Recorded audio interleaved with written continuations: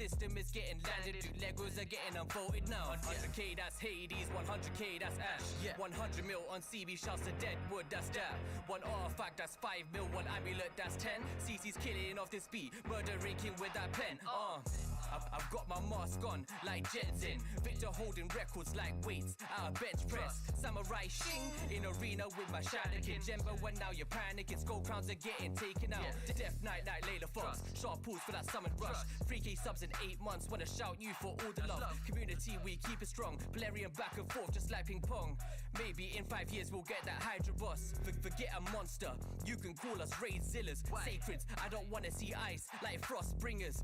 Some say YSG, you've got a cold heart. Yo, Smiley, come on, bring that heat like Ignatius. Monster. If things don't go my way, then I'm gonna have to crunch you. Feed you to my chest, to the tavern where we go soon. I can't wait to see where this is going, what you gon' do. I don't give a damn how you feel, oh boo-hoo. Raidzilla, fire spit a monster. Shards of the dance floor, Louis V carpet. Fire, Raidzilla, fire. Monster, shards on the dance floor, Louis V carpet. Heard he quit way with the clickbait, got paid, I made, I raid viz. Flow like nitrate, my fate is. Show you where my knife blade ends. Better hope we then bring the friends. Dopamine and the dopamine. Crack your skull like an opening. Shark 2X, here we go again. I'm a universe of death and I'm beyond your comprehension. I'll decapitate that fool if he enters my dimension. Alone in my life now, I don't need your permission. Boot all my cheaters out, call that CC suspension. Hair like extension, but without all the excuses. Looking for a top, I've been feeling all your nooses. I don't know when to stop, I be violating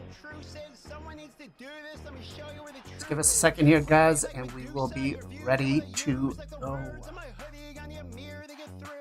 You should fear the tubes. I've been deadly with the blues. I've been known to kill a synth. I'm a shepherd of the news. Monster. If things don't go my way, then I'm gonna have to crunch you. Feed you to my chest, to the tavern where we go soon. I can't wait to see where this is going, what you gon' do. I don't give a damn how you feel, oh boo-hoo. Raidzilla, fire spit a monster. Shards of the dance floor, Louis V carpet. Fire, Raidzilla, fire. Monster, shards on the dance floor, Louis V carpet. 2021, what a year. Bittersweet is coming to an end. We gon' highlight a few things for the free-to-play and those that spin. Geomancer bro for one day, got us all hitting like Victor Ted. He did it first though without a bug, man, he hit for over 700 mil. Sean Party with Layla at, who got partner this year. J Gigs, Uncle Patches, Smiley, and Mr. Tham. Big shout to Saffron Man, he the one that got us all hit. Can't forget Hell Hades, helped us all to optimize gear. Doom Tower trying to do it fast, so we all gotta comp with us here.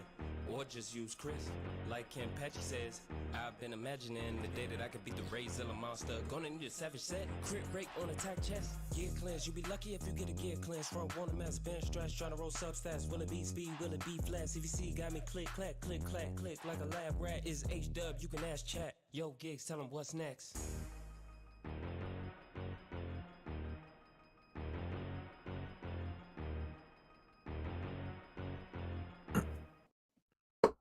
What is going on, everybody? Welcome to another episode of the Knights of Teleria. Thank you all very much for joining us today. We've got a happy St. Paddy's Day to everybody out there, all you Irish folks.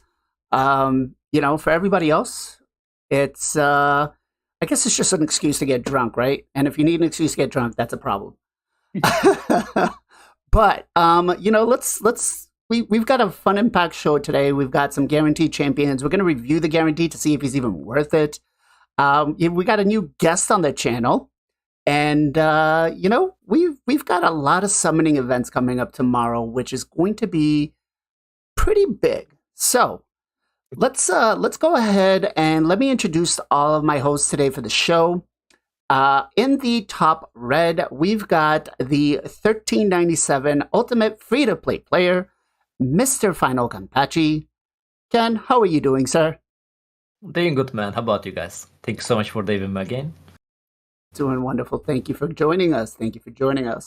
Right under that, we've got the man, the myth, the best person for you to pull your shards, Mr. G Mills, also known as Gestal Gaming. Gestal, how are you doing, sir? I'm doing great, man. Did not have the luck this week. I pulled on 2 of my accounts and 3 accounts in the stream, and I only hit an Arbiter. It was terrible. Oh, okay. Was it at So, least I the don't first know. Arbiter? No, it was their third. So +2, I guess. I mean, you really don't want a +4, but Hey, 25. What is it? 15 speed. So that's not bad. That's not bad. well, +4 is 15 speed, right? No, +4 is 25 speed. +2 is 15 speed. Is it? I think so. I don't think you get speed until the 4th. I'm 99% They changed it, I think? sure. I don't know. Maybe I have no idea. Let me check because Don't look me. I don't have any plus. I do have a +2 or a +1 arbiter, but I have a +2 Yannicka, so I can put that in. And we can check that real quick. But empowerment It's 10. +10. Okay, so it's not Oh, 15. you get 10 and then 15? And then Or I 10 think and it's then- 25. Then I think it's 25. It looks like 10, then 5, so there's a total of 15. I thought we Oh, you got get 10? If you go to the Guardian ring and like the empowerment, you can look at the. Oh, it is 15. empowerment Yeah. Okay, bonus. so 10 and 15. Why did I think it was 25? Maybe it was 25. 10 Might and not be too 5. broken. Yeah, 10 and 5. Yeah. 10 Hey, and 5. wishful thinking. All right. Right underneath him in the green, we have the boss man who's holding up a nice little mug right there. If you guys caught a little shot, it says, "I'm the boss." Mr. PJ. PJ, how are you doing, sir? Hey, I'm doing fabulous. Thank you so much for having me on. Really happy to be here. Thank you for joining us. Appreciate it, Yes. man. Of All course. right. And to my right, yeah, we'll go with right, I think. We have the one, the only, Zero Brew. How are you doing, sir?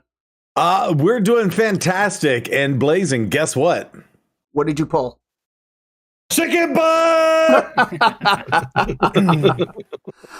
All I had a right. green shirt on, and I realized green screen would not work for this event, but I was wearing green earlier for St. Patty's Day. But anyway, You didn't how wanna are be you just a doing, floating Blazing? head? I'm doing great. Been an interesting week. Hey, before we get the show started, I do want to ask you, Mr. Zero. Last time you predicted that we were going to have that guaranteed legendary. What is your prediction today? Oh, I don't know. Let me come back to me on that one. Yeah, All right. there was the pull one get one, and the guaranteed legendary. I don't know. We'll see. All We'll right. see. Come All right. back. Chat, how are you guys doing today? We got Xena, we've got Ogre, also known as Bob, in chat. We got Buster's Choice, Cobalt RSL, Mr. T-Bone. I'm not seeing anything else in chat as of now, but guys, thank you all for joining us. We really, really appreciate you all for joining us on the show today. All right. We've got some stuff to talk about today, right? So first of all, we've got a guaranteed legendary event coming in tomorrow, and we're just going to jump right into it. We got the Path of the Clovers. Now, this one's going to use both shards and soulstones, right? And so I wanted to take a look and see how good is this guy and where will you actually use him. Like I'm sitting on some shards here, and I think 18 sacreds, 44 voids. I think worst case scenario, even if they made it a little of a heavy situation, I'd definitely be in an okay position. But is he really worth it to pull the shards? So let's start off the show with breaking down this guy's kit and seeing what it's all about. So he is a legendary from the Sylvan Watchers. His speed aura is just in dungeons, right? 25%. I mean, decent. But let's go ahead and start breaking down the kit. A1 attacks one enemy, has a 25% chance of decreasing the cooldown of a random ally's active skill by 2 turns. Now, we've seen this coming in lately with White Queen Ancora and with White King Narcissus kind of duo together. But I'm going to throw this to, let's go Zero first. Zero, A1, is it, what are we thinking here? Well, it's also interesting to see he's very supporty. So just looking at him, he's got 1,200 attack and 1,200 defense. And I don't know if I've ever remember seeing a champion have balance on those two areas. So that's interesting. He's coming in super fast at 112 speed. So I'm thinking, this could be okay. Let's go through the rest of his kit. But I do like that this book's up to a 50% chance. It looks like my math is right on that. Yep. Okay. Is that right? All right. Yeah. So, yeah, I mean, it could be good. Reducing it by 2 turns. Can you get some weird stuff pairing in with like a Kymar and stuff? And like being able to do it for the whole team. But then against random ally, how hard would that be to pull off? Could we make it's better than nothing. Could we make this work with the queen and the king himself along with this guy? Might be something to think about. Stacking bonuses, right? Yeah, might be something to think about. PJ, what are we thinking? A1, man. I think it's really good. 50% chance to reduce a random ally skill by 2 turns, especially because he's an ally attack champion, so he's going to be doing this a lot, and it's an A1. Just any time to get a random chance to reduce your skill cooldown is good with me on an A1. Okay. All right. Mr. G. Mills, what about you? Yeah, I think it's super solid. You need accuracy for this, though, right? No. Not for this part, no. No accuracy? No accuracy is needed, no. Yeah, then it's baller. It's not locking out, it's reducing the skill of a random ally. Yeah, then that's insanely good, I think. 50%, 1 or 2 chance to do it, and like PJ said, man, he's throwing it more than not with the ally attack, so... Right. Yeah, I think it's a great A1, honestly. Yeah, I like this dude, man. All right. Mr. Ken, what about you, sir? What do you think? It is exactly the same percent with the Ankara A1, 50% both of them. Okay. And bro, I love skills like that. Like the best part about the Ankara, her A1 and her revive, right? Her revive is so good. Like single target, yes, but still so good. This dude basically, guys, like if you are gonna build dungeon team around of him, so there's a 50% chance every time he uses his skill, he's gonna be reduce one of your ally skill cooldown. So depends of the ally. Basically, it's gonna reduce your time on the dungeon, so it's super cool. Also, he's also decent on the Hydra. Like in Hydra, like imagine he's decreasing your G not A3 skill, Yeah. Like possible, right? Or support champion, Terminator booster, or the let's say poison head just arrive after you cast the Uogo block buff ability and boom, use that skill and the Uogo cooldown reset. Like, again, this is gonna be help a lot. Or both of the we are gonna mention that later, but on the end game perspective, this dude is great for the Far Night Heart and the Hydra, of course. Great champion. Yeah. The other thing with G-Nut, you used to have his A2 turned off. Yeah. Oh yeah, for sure. For sure. Yeah, there is a little bit of RNG right onto it, but overall a solid, pretty good A1 skill. So, quick question on this, right? So, like, is it gonna target ones that aren't on cooldown? I would assume so. I would assume that if a skill this is all the Ankara working. Yeah, if it's a skill that's on cooldown, it won't take that skill. So, but Mr. Ken, you pointed out Ankara right there. Now, I'm gonna put you on the spot here. Who's better, Duchess or Ankara? Just because I want chat to Ankara. Okay. Ankara. I have a 6-star Duchess Ankara. You have a 6-star Duchess, and you left her for the 5-star Ankara? Okay, let me tell you like that. Live Arena, my support character Sifi and Ankara. I'm not even if enemy team pick up Sifi and Ankara before me, then I'm using my Duchess. Okay. That's how I've been doing it. Anybody Duchess is getting left out a lot. Yeah, man. She's so old, man. So outdated. Our hearts are broken. I'm sorry. I love her, man. She have a nice, nice thing. But so I've only had my Duchess for about 6 months. I'm still in love with her, considering what my count was before her. All right. So Duchess has been sidelined. Number 3 on the account instead of number 1. Got it.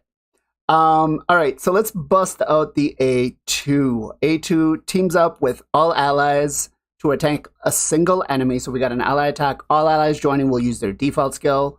Also fully restores all allies destroyed max HP and places a 15% continuous heal buff on all allies. And this is on a 4-turn cooldown. Looks pretty solid, right? Basic ally attack. Most of the ally attacks that we usually get, though, have like some sort of either increased damage or crit rate or attack. But he's giving us a heal and restores enemy max HP, which definitely screams out kind of Hydra. But Ken, take it off, man. What do you think? I mean, Early Attack champion are very, very strong on the Hydra, guys. Like, especially Mikage, I love her a lot. Fully restore max HP basically can work on the Hydra, but most importantly on the Fire Knight. Obviously, it's your decision. Decision one, you are not gonna give the Fire Knight boss attack you. So second part of the skill, you don't have to worry about it, because if the boss doesn't attack you, there is no worry about the recover your HP, right? But let's say you didn't reach the specific, high speed tune, right? And somehow you cannot control the boss gonna attack you, then this ability you can restore your max HP, which is Fire Knight boss is reducing that, and you can heal and you can recover, and the early attack 4-turn cooldown, which is total normal. Early attack skill usually 4-turn cooldown. Yep. And one thing to mention, he's also joining the early attack, right? Yeah, team up with the all allies. That's a good. That's a good. So this works like we know the champion like that on the Fire Knight. Yeah. Yeah, because Cardiel does the same thing, and so does Lady Mikage. Yeah. Along with Krila, but Krila only has a 80% chance with 3, which Plarium. Yeah. Give her a buff. Come on. Petman doing full team, but Petman is not joining the early attack. Yeah. We'll get into the Krila thing in just a minute, because I have a bone to pick with that. But yeah. Gestal, what about you, man? What are you thinking? A2? Yeah, it's awesome. Obviously, joining in is huge for Fire Knight. When I read this ability, that was kind of the first thing I thought.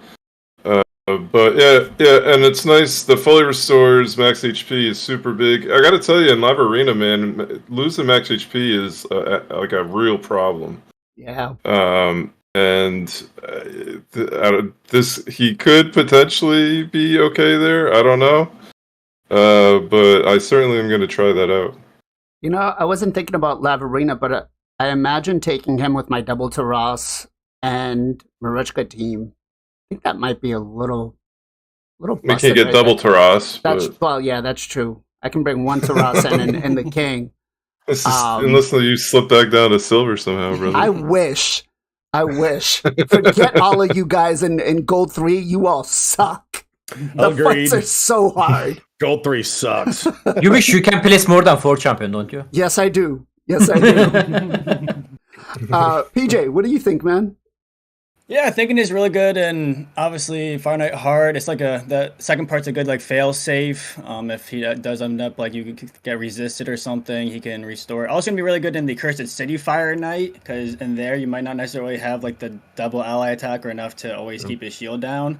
So restoring the destroyed max HP in the Cursed City, if he's available there, would be really nice. Hydra again, restoring that destroyed max HP is gonna be really helpful. Just keep your not as tanky people alive, because if that gets down, like your max HP, can be hard to keep them alive. Yeah, looking solid. Okay, and you know this actually kind of counters what is it? The blessing that we have, not Soul Reap, but Life Harvest. Life Harvest, yeah. True. Yeah. So, and that seems to be quite big in Arena right now. Especially that's the killer in Live Arena. With Ancora, it's Life Harvest. Because everybody, a lot of people have a 5-star Queen Ancora. So, all right, Mr. Zero, what about you, brother? Yeah, I mean, good point about Arena. I use Marichka. I actually have her up to 5-star now, and I use her with Life Harvest and my Python actually. But in that Python decrease their stats with Fatalis Blade Master team that I've been running, it does like I like trying to think outside the box a little bit and taking these abilities and kind of stack them, and that max HP damage helps a lot. And of course, I got Marichka to pump it back up. So what's really good about him is you now have like another option that does a fully restore, right? I know they have the blessing that has a little bit. in there, but there's something to say about the fully restore. And then if you could click the A2 again, I think that's really powerful, because not only are you getting an all ally attack, but you're also doing this other thing. Plus you're adding the continuous heal. And of course, yeah, so I don't see a heal, and I guess the heal is going to come through the continuous healing, but you restore the max HP here. Correct. So it's a little bit different than Mariska, now that I read it again. But here I am thinking outside the box, especially with this dude's A1, as we just discussed. Fire Knight team, G-Nut, Lady Mikage, Longbeard, Lana Thrill, and this dude. Let's go. And just ally attack, and then have this dude's A1 start unlocking the ally attacks again. It's snowball effect. You know what? I've got an Acrizia, so I think I might try that. There you go. I got a Acrizia too. Yes. Well, I don't know. Let's see. I'm just trying to think outside the box. Okay. Yeah. Right. That would work. Everybody's just thumbing down the screen right now because we mentioned Acrizia. Yeah. So what do you think? What do you think about that A2? I think it's solid. You know, to your point, it doesn't heal right off the rip. You know, you're getting the continuous heal for 2 turns, which can still be stolen from Hydra and whatnot. If it was protected, I think it'd be a lot better. Oh, yeah. On a 4-turn cooldown, pretty good. You know, it makes it consistent for the Fire Knight. And honestly, you know, if you're just going to use them for Fire Knight, most of the teams we run, you really don't need to book the ally attack. But, you know, it does help everywhere else. And it's only 2 books. You know, you're not going to get anything else out of it. So it's not bad booking wise, actually. He doesn't look that hard. You know, he's got, what is it, 8 books? So it's not actually bad. But A3 fills the turn meter of all allies by 20%, that removes all debuffs from the allies and places a 30% increased speed and buff on all allies for 2 turns. And that's on a 3-turn cooldown. So we're getting a turn meter boost by 20%, which means he's definitely going to be arena viable, right? On a 3-turn cooldown, pretty standard through most of the other ones, and he's bringing the increased speed. Definitely, he's definitely getting me. You know, he's got my wheels thinking, like, do I want to not miss out on this guy? Like, how long will it be if I wait on a non 2x or a non-guaranteed event to get him? But let me throw this to PJ first. PJ, what do you think? Solid. Having that turn meter boost with the cleanse and the increased speed all in one move, 3-turn. I'm liking that. God forbid, like in Fire Knight, he does hit you. You can cleanse off the decreased speed. Again, in like Cursed City, it's going to be good for cleansing off that kind of stuff. For Fire Knight, increased speed. Again, use that arena viable. Yeah, overall, solid move, solid kit. Okay. Zero, what about you, brother?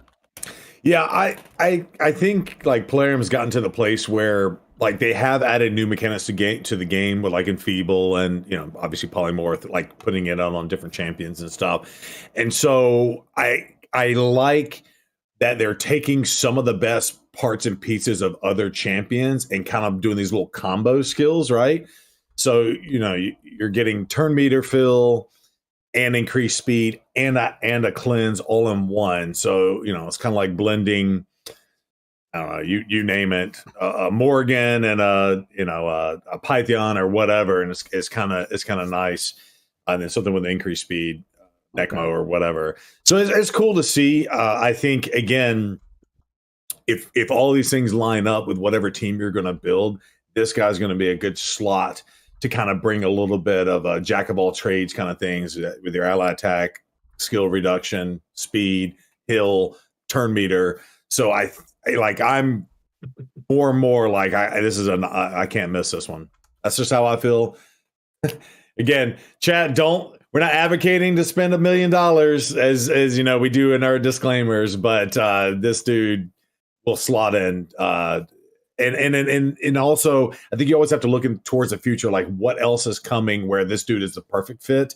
I think like in the past, we're like, I've got a Lysander. Why do I need a Morrigan? Right.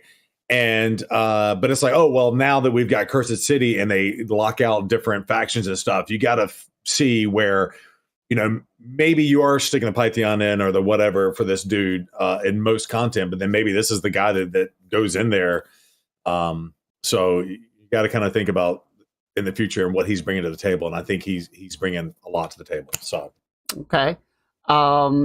Hey, we got a question for you, Zero. How many brews are you sitting on right now? Not much if it's a purple one. There's all these damn champ training events we've had going on. I got 0 brews in the house, just about. All right. And I think we have confirmation that you are actually an undercover Plarium employee trying to entice us to go for this. Hey, you know, they can call me, contract me out. I hear I'm gonna have a lot more time on my hands here lately, so okay. Mr. G Mills, what about you? Yeah, this ability is pretty cool, man. This is what led me to think Live Arena or Arena in general. He fills turn meter of all allies by 20%. So say you're going against like a Tormund, not that we see him all the time, but he's kind of making a little bit of a comeback. Say he's into Tormund, you fill the turn meter, everyone gets frozen, then he removes it. I think yeah, so I think that's interesting. Obviously very very conditional, right? But kind of cool. So this is kind of what was making me think Arena. I'm not sure I will run them there, but I'll certainly test them out. I like this ability though, pretty sweet. It'd be better. Man, what do I think was gonna be better on this? Yeah, I had a thought on what could. Oh, if this gave an extra turn. I mean, obviously that would make it super OP, but like you fill the turn meter, you cleanse, you buff everyone up, and then you do the ally attack. Like that would be sick. Yeah. But maybe it'd be too OP. I don't know. Real quick, we got a shout out here for a Daffodil. She's another raid content creator over on Twitch. Make sure you guys go give her a follow. The link was just posted in chat. Very, very awesome content creator. Good time to have with. Mr. Kenpachi, what do you think, sir? Amazing skill, man. This dude is great sport character, both Hydra, Fahrenheit. Again, like in the arena, could be useful as well if you guys doesn't have anything better. On the sport wise, Hydra, he's filling your turn meter, which is good. He's also placing increased speed buff. This ability also good on the Fahrenheit. Like I mentioned earlier, if you don't have a decent gear to put high speed on your team. By the way, guys, like maybe you guys was thinking like, hey man, I was okay, I'm farming normal Fahrenheit, you know. For example, me, I was farming Fahrenheit Hard 6, right? I wasn't worried about the 10 that much, but we need to worry about 10 because there's a mission now, and the mission is asking us to farm 10. So this dude, if you cannot reach the high speed, this skill over there is really good. He also have a melee attack. He also have a cooldown reduction on the A1 skill.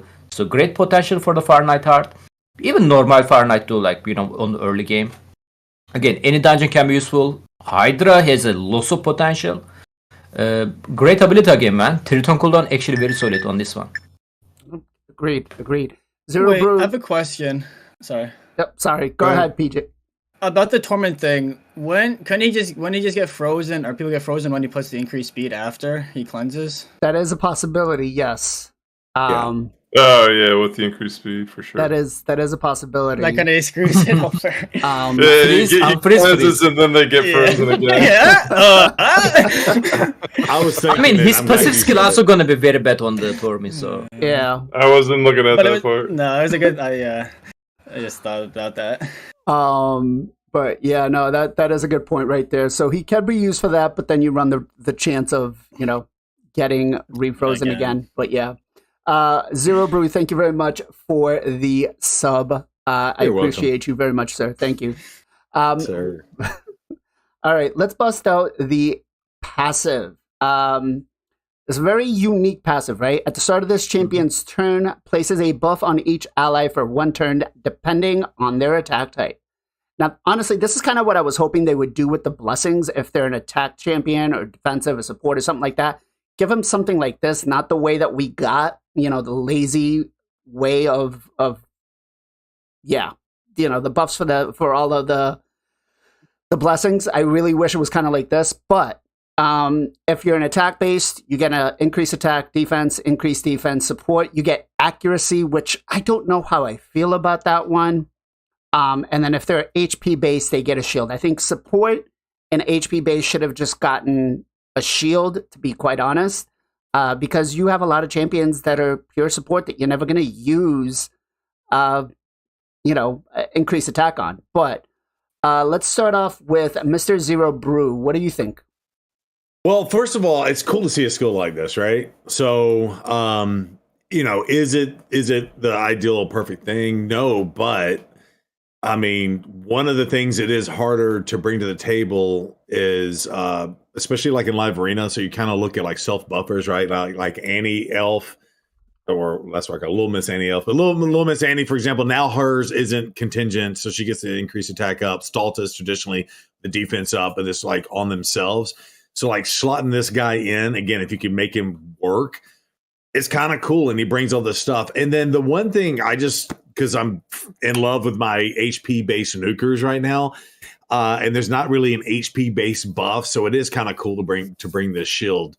Now is the king, the White Queen king, if Strengthen gets out there too, gonna smack me into the dirt probably, but it's cool. Sure. I like it. And it adds a little bit of that HP flavor that, again, I'm a little bit outside the box, but I like it. Okay.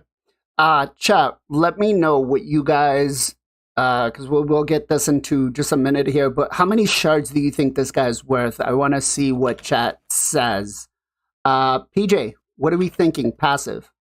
Yeah, this is really, really solid. I do agree with you what you were saying, like, the blessing thing, I had that idea where depending on what type they are, if it's a defense nuker, they would get defense. If it's an attack nuker, they get attack. I feel like that just makes way more sense than screwing defense because they're 3-star and attacks 2-star, HP's 1-star. Like, it's definitely not fair.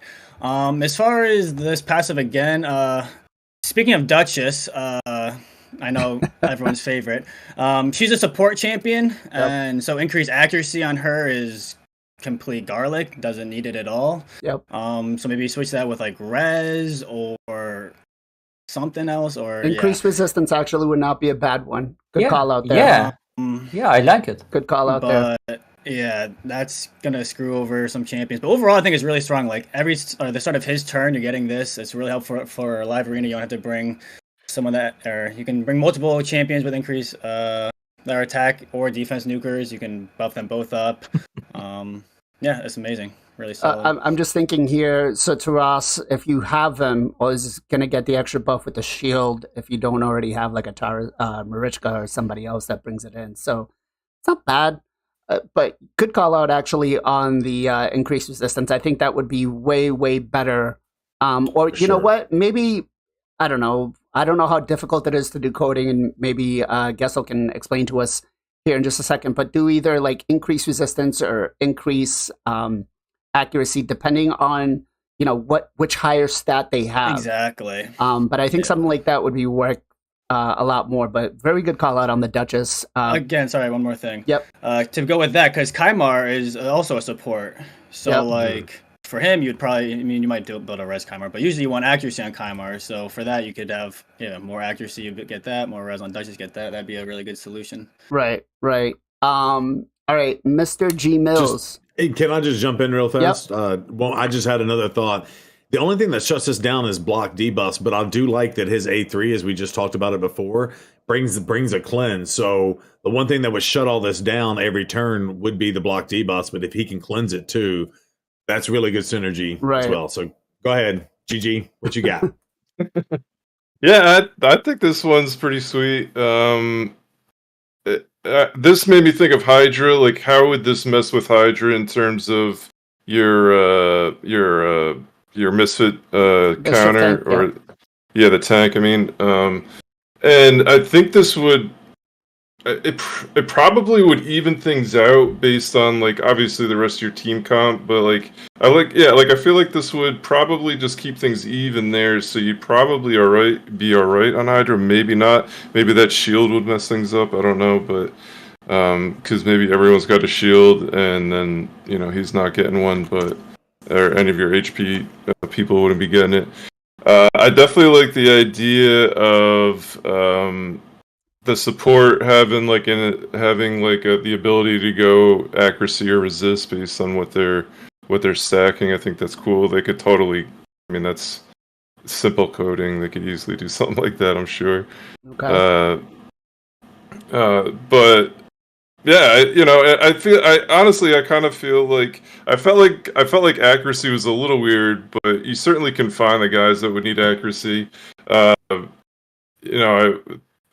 know, but I feel like the shield's probably the worst of the three, and that's just a product of HP champs mostly. I think there being no buff to HP like there is attack and defense. So they had to kind of come up with something that somewhat works, and I guess 30% of the ally max HP doesn't hurt. But I feel like you typically, especially in Hydra, typically you're going to have at least one person throwing shields out there. So that was the only, I think, kind of negative I felt like. But it's a super interesting. I love that they're coming up with new abilities, new passives. It's not the same old stuff. Granted, there's power creep. I'm fine with that. The game's got to keep moving forward, right? You can't. Right. They can go back and buff, but when you're putting new champs out there, I like that they're keeping it interesting, man. I like this guy. He's really cool, man. Okay. Ken, what are your thoughts? Man, this skill is very nice. I really want to see skills like that in the future more from the new champion. But for the Hydra wise, let me give you guys a little bit of example. On my hard team, I want to use Mikage on my hard team, but my hard team has a Harima. And Harima is the defense-based champion. And Mikage doesn't give increased defense buff. What I want on my hard team, I want an attacker who can give me both increased attack buff for my Masalat and increased defense buff for my Harima. Boom, right there. So basically, I've been using Mitrella obviously, but Mitrella doesn't have a L attack, right? So this is definitely going to boost my damage. If I able to get him, of course. Specific is buff for the specific type of the champion, very cool. But yeah, like PJ mentioned, good point there. Where is increased resist buff? Yeah. I swear to God, this game hate resistance. Well, I did see your video with Sheeny where your resistance is accuracy. Be kind of honest, I think I'm leaning with Sheeny's side.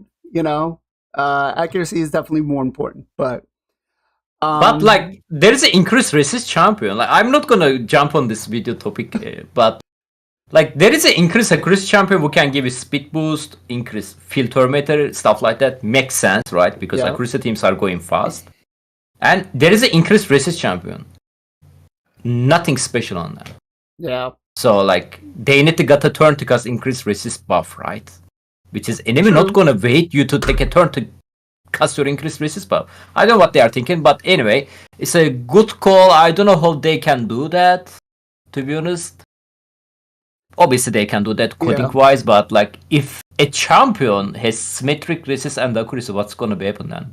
He's gonna get a both of the increased accuracy and increased resist buff?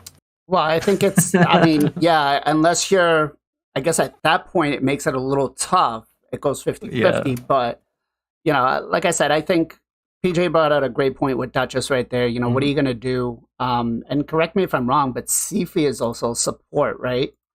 Sifi is support, yeah. Yeah, so what is she gonna get? Increased accuracy? What the hell's accuracy? Buff, exactly. What's accuracy gonna do for Sifi, right? Play that A1 no matter what, man. That's right. That's right. So stupid A1. Hey, if you want it, just pair it with Mithrella and you're good to go. There you go. Oh yeah, that's true. That's true. Yes. I mean, that's the one champion it would give you both, right? Right. All right. Let's talk about shard wise. Now, most of these events have had about a 20. I think Fatalis was 25 sacreds, which was the higher end.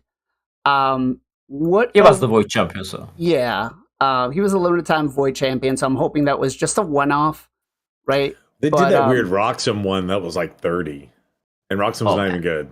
Yeah. Oh, Yeah. Yeah, we forget about that. Yeah. All right. We would really want to forget about that. Let's talk about what do we think is a fair number of shards for him. Now, they are going to be doing some for, they're going to have the shards along with the stones. But I want to focus more on the shard part because the stones are a little more difficult to acquire. But Zero, what are we thinking for shards for him? Yeah, I think if you go back and look historically, right? Like we got Elva and Stultus and some really good champions for about 15, and now we're in this era of inflation. And I think we've seen a lot come through as 20. I will say this: if it's any more than 20, I'm going to be severely disappointed. I think if Plarium wants to be awesome and celebrate their 5-year anniversary, celebrate St. Patrick's Day, they should bring this dude at 15, but I'm not going to hold my breath on that. 20 max. If it goes up to 25 or 30, I'm going to be severely disappointed. Shard wise, that's my take. All right. PJ.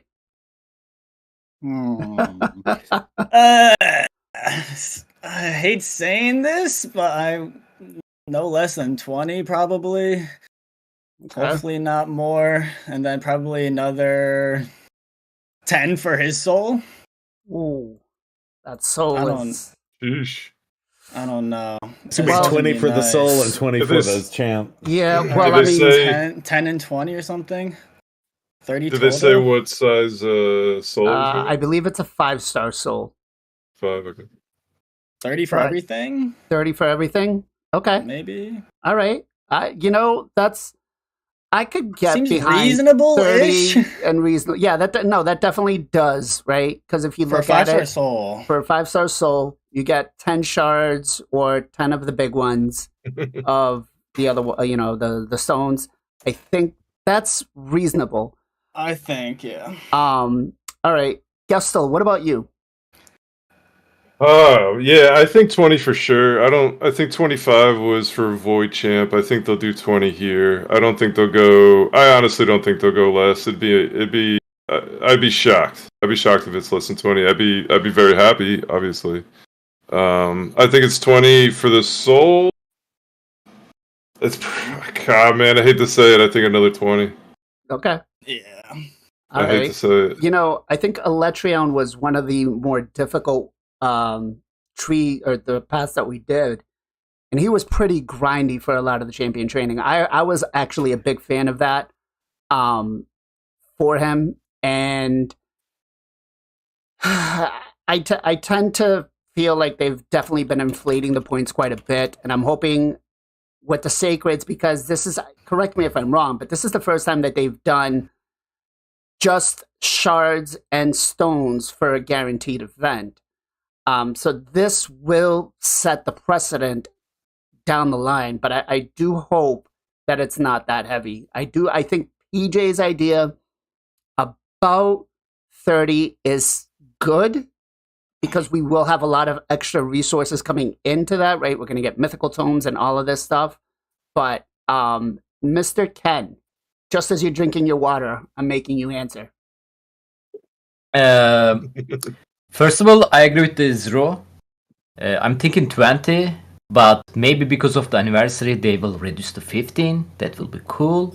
Actually, speaking of that, guys, the Fusion champion, its Fusion is so easy, by the way, right? Did you guys notice that? We are. Yeah, we're going to talk about that in just a second. Yeah, they usually, when the Fusion is good champion, it's become so hard, and when the Fusion is the bad champion, it's become a little bit easy, right? And this one definitely not bad Fusion. I'm guessing it's because of the anniversary they made it a little bit accessible, which is I hate it. More people gonna have this stupid champion. Anyway, so maybe there is a chance they will do like that. If they don't, I agree with the PJ. 20 for him and extra 10 for the soul. Speaking of that, I don't think his soul is worth it. By the way, unless you guys want to use him in the arena, 5-star soul on the sport champion, don't see point of them, Okay. To be honest, on the PvE content. Except Amuse, of course. Amuse gonna make a big difference. Oh no! You cannot use them on the Amuse A1 skill. Yeah. Right. Yeah. Amius Yeah. would definitely destroy the team. I didn't use my Ankara. It's hurt me a lot. So. Wait, you mean you didn't run the free-to-play team? I showed you the ultimate free-to-play team. That's what you need to run. The no, double man. Taras, Marechka, Acelin, I am and then very unlucky person. I still didn't got them. Yeah. You put in Artek, and the team is totally free to play. Everybody got Artek. Yeah, they look in exactly. Yeah. Give it a couple of more years. Zero, you were looking like you had something to say. Yeah, no, I was just thinking like with the souls, and you do have to make that distinction, especially coming from like a free to play mindset. It's like, how much do I want to commit? Because if he commits to the soul right now, he may not commit to the next champion, right? Correct. So I totally understand making the delineation. I just think that the souls are so inflated. Every time I see, to go from a 4-star and then the 5-star and then even 6-star, the points are like next to impossible. So I had the mindset of if it's doable, you can get all the way up to a 5, like get it, like. But I totally get the free to play mindset on that one. Yeah, they've been definitely. I feel like the last couple of events that they've done for the 5-star souls, they've put the same amount of the value for both the stones and the champion are pretty much the same, or it feels like it, right? For points wise, they definitely try to milk it out as much as possible. Now. Not Gestal, but Ken did touch up on this just a second ago. This fusion, I mean, he is a very solid fusion. As a matter of fact, I want to see if anybody who has pulled them has even graded them out yet. Barbarian, where are we going? So there's been 262 people that have pulled them already, and some people are working with him, some people are not. Looks like Sand Devils, Iron Twins, and Demon Lord, he's doo-doo. And Hydra, he's bad too, apparently. But difficulty-wise for this fusion, I was expecting way more difficult. I was expecting like Brogni level, or, again, it's still kind of early and I might be putting my foot in my mouth right now. But how are you guys gauging this fusion? Like, does it seem a little more easygoing than most of the other ones? Let's start with Zero first. Yeah, I'm just waiting to get bent over on this hero's path. It is easier for sure. And in fact, what's funny is I've only pulled just like a little bit of stuff, and I guess I got lucky with some epics and whatnot for the champion chase event. But I'm actually like 1,000 points off champion chase, and I wasn't trying to go for it because I'm like, okay, this is one I'm going to skip.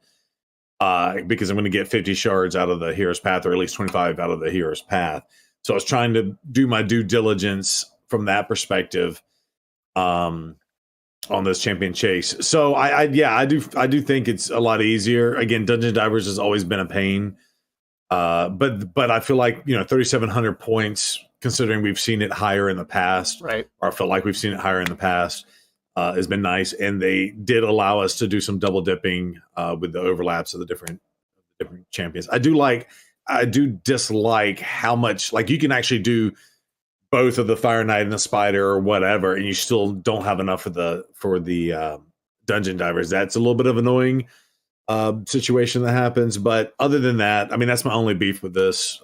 It is easier than others in the past, and for such a good champion, pretty shocking. So that's why I said what I said about this hero's path. I'm hoping they're nicer to us to celebrate 5-year and don't make us have to spend 40 shards. But maybe they were nice then. And my prediction of the week is 40 shards for both the souls and the dude. That's your cost. There you go. I will come to LA and shove my foot right up your. Just real quick here. Is this what? Yeah, exactly. Up that X. Are you guys seeing this? 333,000 champion chase points. How many void shards would he have to pull? I'm like, Because it's what, 500 for legendary or something? 650. Oh, if it's void, it's Yeah, 650. it's 650 and Panda 350. went And to- then I got Panda in my bracket. And the moment I saw Panda, I was like, he came out with like 10,000 off the bat. I was like, oh, okay, that's not going to be bad. I checked today. I was like, holy shit. What the Chill out, Come on, the guys. Sulfurion. Chill out, guys. +4 Sulfurion. He needs that relentless gear. Yeah, right. Yeah, trust me. I've been on his And the account. Lego book. He doesn't need any of this. All right, PJ. What about you, man? What do you think? Yeah, I mean, I'm pretty sure the last Fusion's DD was like over 4,000. So anytime I see it under 4K, I'm like, I guess, pretty happy. The summoning events were pretty low. Yeah, really shocked. Actually, I thought this was gonna be a pretty hard Fusion, especially with how good he was. I guess Plarium really likes sheep because they just want it everywhere. Yeah, happy that it was easy, but also like sad, like Ken said, because everyone's gonna have them now. So that's fabulous. So yeah, I guess good and bad. Wow.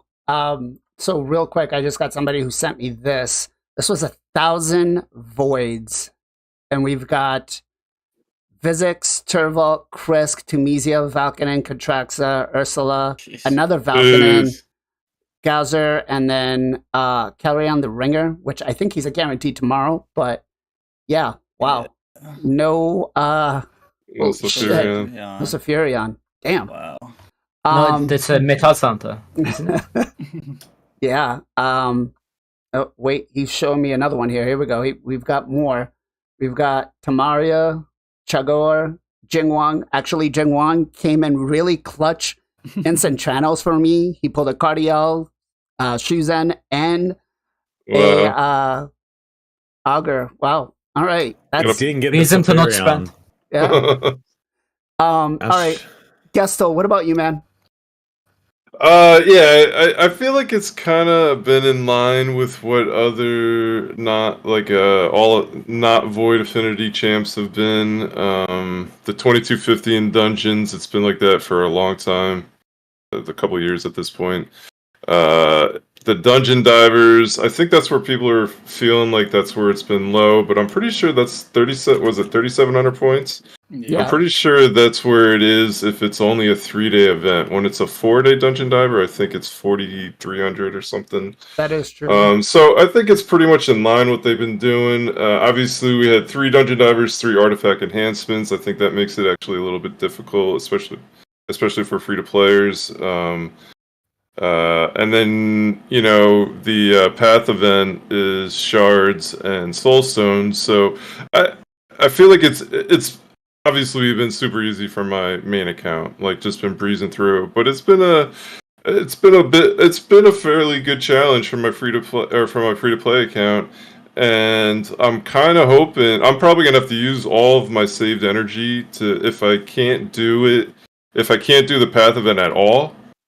I'm probably gonna have to use all my save energy to get through the final dungeon divers. So, and I'm glad it's Spider because I'm hurting on silver. So the free to play, it's actually I feel like it's been a little more challenging.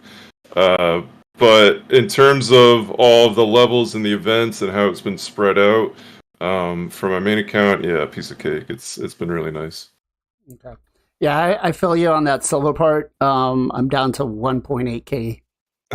So I mean, I don't know. I don't 1.8 necessarily think it million. was easy, right? I don't think it's been easy, but Yeah. it's been I think it's been pretty much in line with what they've been doing. Okay. Mr. Ken, what about you, brother? Yeah, I already said like Fusion is very easy. I like to mention one more thing. Bob actually mentioned me earlier. He said like looks like some content creator are teasing something. Like Noobrate and Scratch, I think, made a video about it. They said there is one more big thing coming after all this event. So I don't know what is that. Again, that's just rumor, guys. Like we don't know anything. So- and personally, I don't know anything. I believe So, what he's talking about is the Deck of Fate event. So we're going to be having a Deck of Fate event soon. Do you know what is inside of it? I don't know yet. I know that the champion training that we're getting on Wednesday, and shout out to Being Useless who brought it to my attention, is actually going to have a soul in the champion training. So be prepared for that. And I don't think it's a soul that is just going to be for some players. Let me see if I can pull it up here. Yeah. So the champion training tournament coming on Wednesday is going to have a champion soul and a champion skin. So Arbiter skin. Ooh. Yeah, pay to win skin. Arbiter skin and Arbiter soul. Oh, that makes sense actually. That would be big, actually. Yeah. They are really late. Arbiter I skin. only have a 1-star RB. So we will be, we'll be having a long week, but I don't know as to your question as to what the event will be. Maybe it could possibly be the new elf that we got for the faction, right? Oh yeah, that's true. It could be her because these The are Unity champ? the Unity champ, yeah. exactly. It could be because they're the only ones that are being through special events. So who knows? If I was a betting person, I'd say this would be it. Because it makes sense. Have you guys get her, by the way? I have her on one of the alt accounts. So I'm gonna try to do some work with her. I didn't find her skill kit to with the faction. I was just like, nah. Yeah, faction is bad. Yeah, it doesn't make The sense. faction's the Yeah, the terrible. problem. Yeah. She's pretty interesting, but the faction's the problem. Yeah. All right. So let's talk about now the Titans Festival event, right? So we're going to be able to get a split souls, right? So we're going to be able to work our way up to, which I think is a good idea. So it's not like a everything all in or nothing, but you're going to be able to acquire the Fusion Champions soul, right? Let me pull up the news here. So it says here, Monday, March 18th to Wednesday, April 21st. Yeah. So Wednesday, March 18th, Wednesday till April 3rd, we're going to be doing this event. Through the course of the festival, you'll be able to earn up to 1050 festival points during the first week and 700 for the second week. You can earn up to a maximum of 1750, but you will need 1500 points to unlock all the milestones. Now, I'm guessing we'll probably get up to, it says here, awakening levels indicated. If you're lucky enough to find a 6-star soul for the champion. Okay, so it doesn't look like it's going to be that high. Well, I think that was just copy and pasted from something else. Yeah, I don't... Perfect and split souls for Armand will be among the milestones reward for the Festival of Titan Pass event. So I think they did it for Rathalos and it was only a 4-star. So I'm guessing it's probably going to be like that. But let's talk about how good this is going to be for the player base. The, working up to as opposed to the inner all, you're either going for every event or you're not getting anything. Let's start with Zero. Zero, what are your thoughts on this, man? Yeah, I mean, again, I go back to what I said earlier. I mean, the actual soul market with the they've increased the chances, but like getting your points back and being able to have enough tokens to buy these higher end souls. So if they give us the 4, level 5, whatever, it's always good. Now again, bad champion, everyone's going to get him, so that means everybody's going to have to face him. Like, thanks Sun Wukong, you either have to play him or fight against him, type thing. That might be the same with the situation. Then add that soul on top. So it could be a blessing or a curse, depending. But I do like that they do these events and give us the ability to get them, even with the Monster Hunter events as well. So yeah, nothing. In my opinion, I like this. Again, it's another way to use your resources to have a better shot at a higher end soul than you would in the normal mechanics of the game, which kind of speaks volumes for maybe they need to keep looking at the normal mechanics of the game because it's really hard to get these types of souls outside of these events. So maybe that's the way they want it. I don't know, but Okay. Let me ask. So, what do you think is better? Do you think the 5-star all in, or the working up to like a 4-star, you get what you get type of event is going to be better, or would be better? Yeah, I think get what you get, and then if it'd be nice to get the 5 at the end, I guess, because 5 is where it starts getting good. Right. If you were to 5, you get the accuracy and resistance now. Although I feel like, I don't know. I think it's either 4 or 6, at least for myself, because for my account, and I'm speaking from my account only, guys, I don't have the issue of trying to find enough accuracy or resistance, but I do have the issue trying to build the crit damage or the right speed. So I feel like the 5 is good, but the 4 and 6 play much more of a bigger role. All right, PJ. Oh, go ahead. Sorry, you do. No, and I was just gonna say like the whole Blizzard 5 and being able to solo, because you get the protected smite, which I think is also good for Armand's what is his name? Amius the Anus, as I like to call him. Well, I don't know, because he gets extra turns, turn meter boost. Oh, yeah. Just saying, like having the protected piece is just always nice. I just looked at that. Now I don't know if Armand's if that's even the right thing for him or not. I haven't thought that far in advance. Maybe the others have things to think. So what you got, PJ? What you think?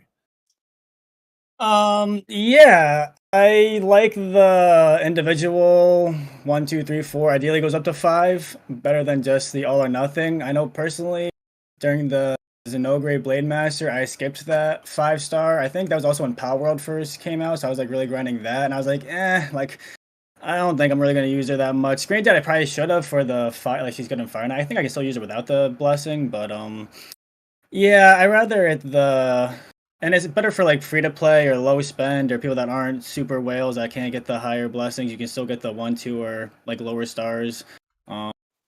For this dude, I hope it is a 5-star though, because the accuracy will be nice. I mean, you want higher accuracy. Okay.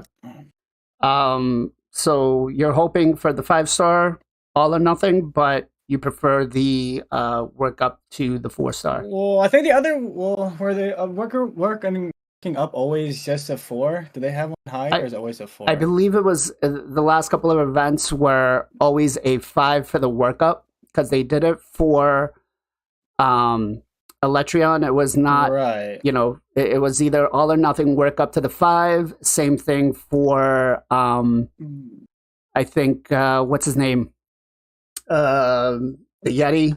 Yeah. And then Blizzard, yeah. So I think it's better for player base. I feel like if it's 1, 2, 3, 4, just so people have options. Okay. Gestal, what are your thoughts, man? Yeah, I mean, personally, I think the 1, 2, 3, 4 is better for the community. I think, frankly, and I think Zero kind of mentioned this, but this is what I was hoping for. Is it's nice to get that big soulstone at the end, but I'd much rather have the end be a 5-star. I think that would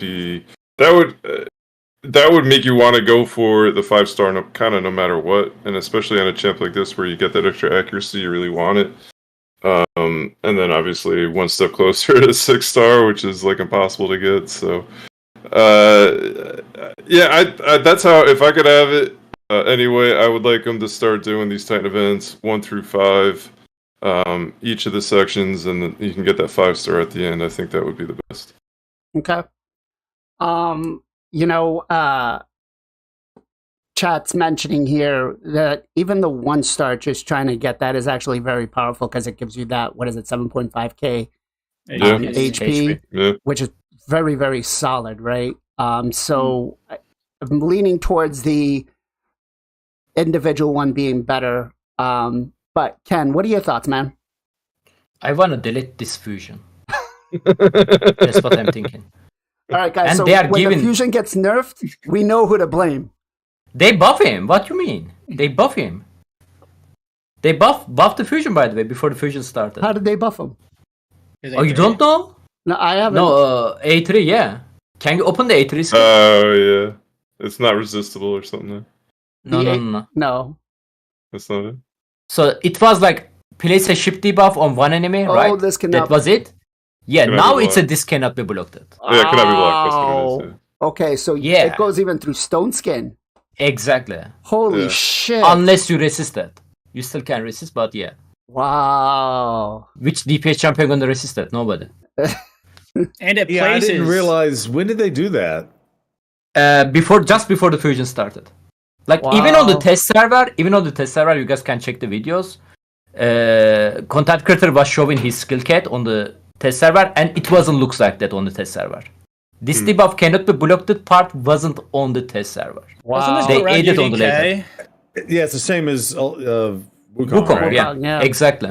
But Wasn't Wukong this- skill is attack skill, so you can Right. stop the Wukong by using resist ultimate Death Knight. This is a place a ship debuff, Right, so yeah. Yeah. you cannot stop him.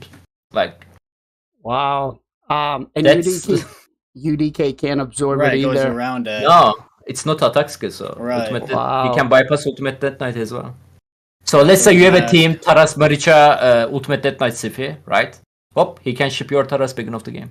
That's it. All right. Yeah. Wow. I'm gonna go in the corner. And they are giving us soul for him. I'm gonna go in the corner and cry now because my Yeah. Taras Marichka team is broken. Time to put resist Taras. Oh shit! They didn't even announce that. That's crazy. Like they just did it. Slid it in They just there. did it. I think I remember I saw something in content creator chat about a question. Yeah, I about posted it. there. I Yeah, posted that. and then I was just like, I didn't pay too much mind to it, but I was like, okay, but yeah, wow, that is going to be. Hey, why is he giving us shards here? He's snatching him away. He said, I- "You want psych?" I He's think, teasing. yo, he needs to give us some shards. You can't tease us like that, Plarium. What the hell? I didn't even see that animation. But yeah, seriously, no, look, and it's a primal. Not for you. That's a primal. Sacred. Is it a sacred? I don't know. It looks like a Sacred, yeah. primal, but I'll take it. Every time he uses that ability, we get a sacred.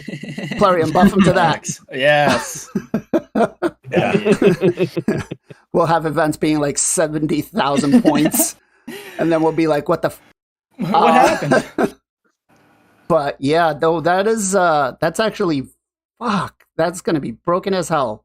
But yeah. So overall, I like this guy is going to be very, very strong, very powerful for everywhere in the game, and I'm not pushing for inflation. I'm not. I'm pushing for deflation. Blame BLAZIN. Yeah. But no, so we'll have that, and I feel like, again, why am I going into this shop every time? This is what is happening. Muscle memory.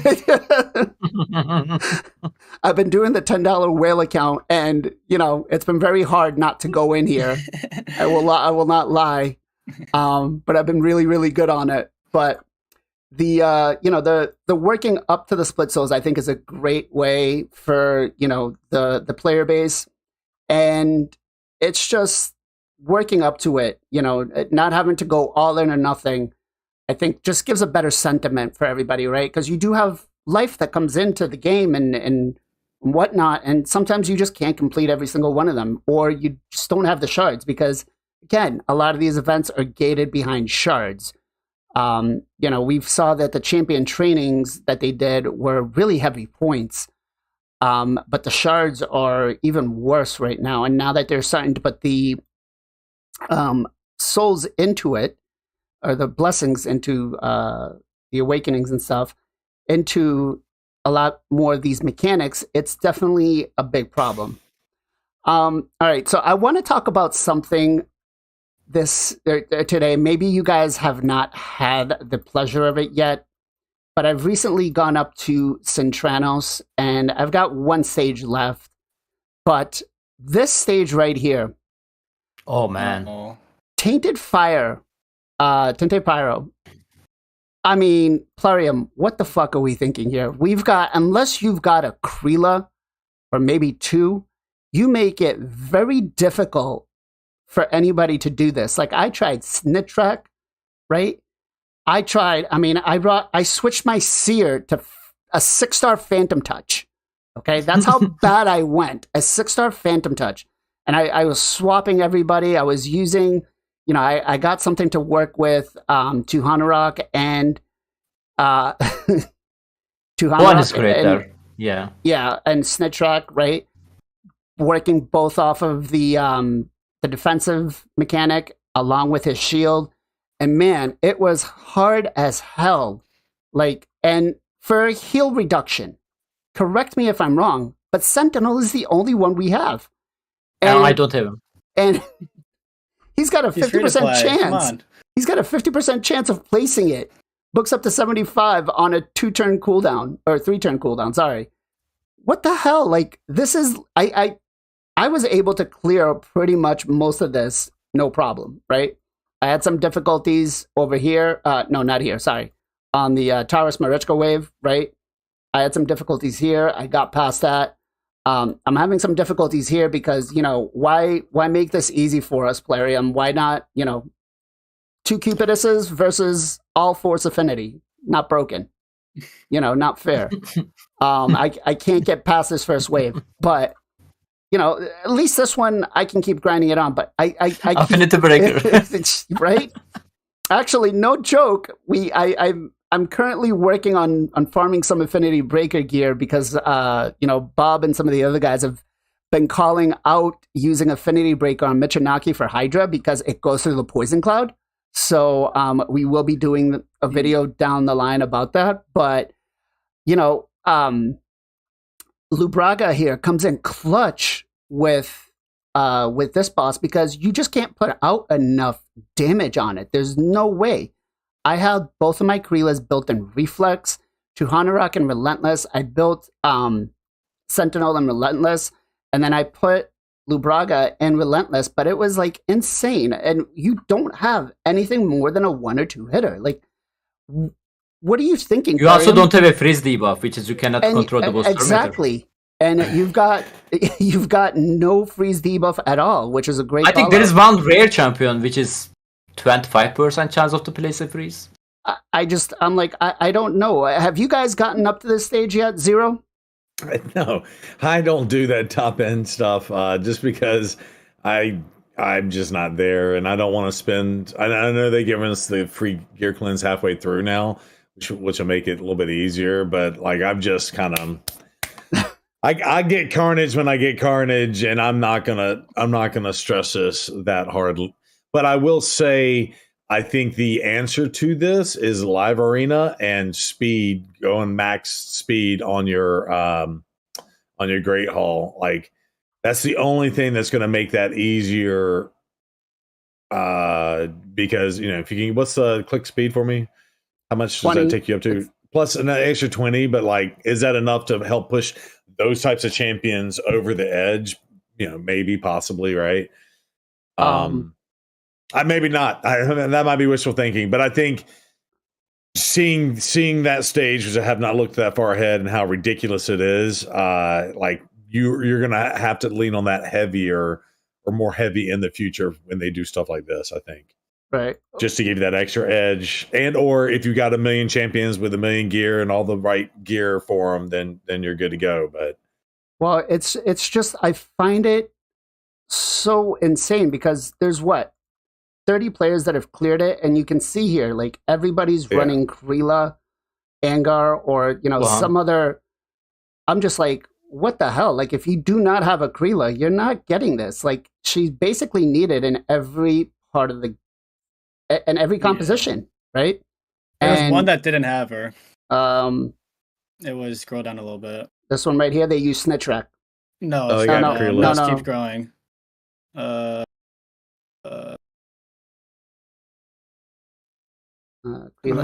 Everyone. No, right there. Oh, right here. Okay.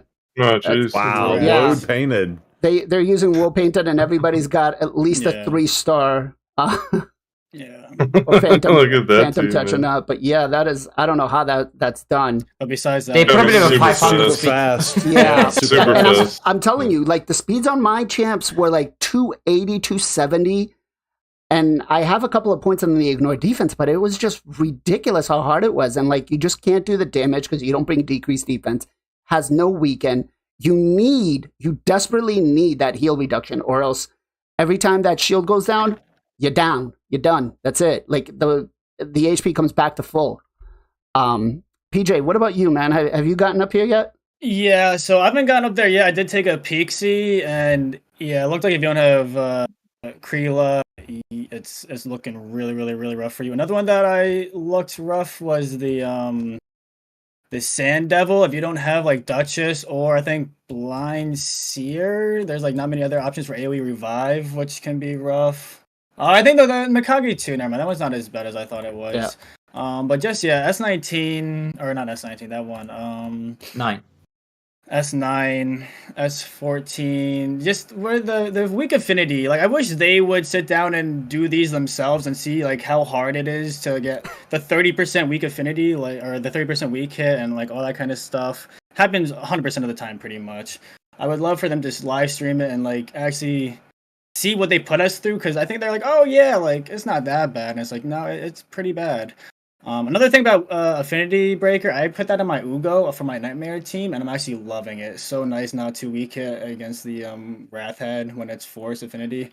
So big a fan of Affinity Breaker recently. Nice. But yeah, back to Cursed City. Yeah, I don't know. This is also not even like the hardest stage they're talking about doing. There's gonna be like another on top of this. We're gonna have one more difficulty. Jeez. I like can't even imagine. Even with the arena bonuses, like if the arena bonus is gonna help us with this, what's gonna help us with that? Exactly. So that's I guess you can only place 3 champion. Oh god. Well, this was another one here with the Fire Knight and the Frostbiter. Like, how many of you guys actually have a Jingwang leveled if you have him, right? I'm using him on the dragon, so I don't.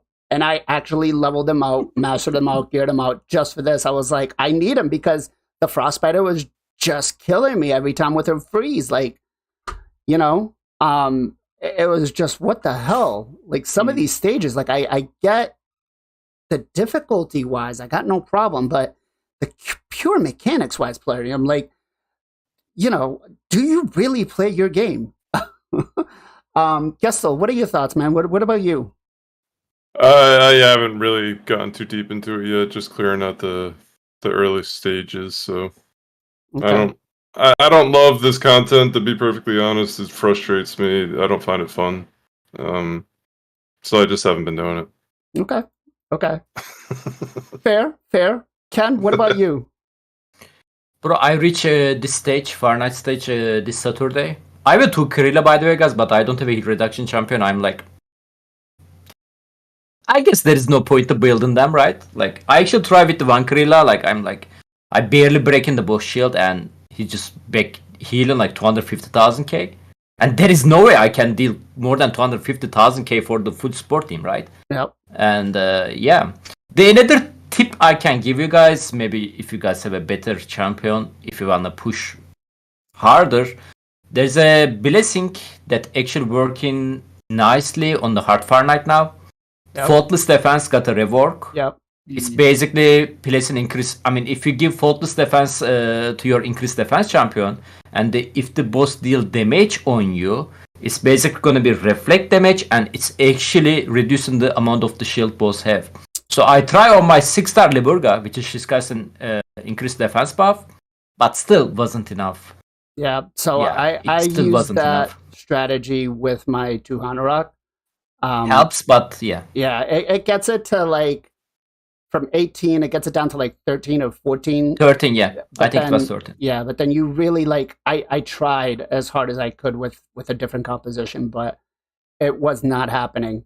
Another stage here, which actually was a good call out from chat here, was S6. Yeah, I'm stuck on that one. Holy shit. Like, let me show you guys what I built my Stag Knight with, just so you could see here. So we've got him 47k HP, 3k defense, 3.6k attack, 289 speed, 100% crit rate, 287 crit damage, and 454 accuracy, just to be able to clear this stage. Like, there is not... This one actually not that hard. There is lots of CC champion there.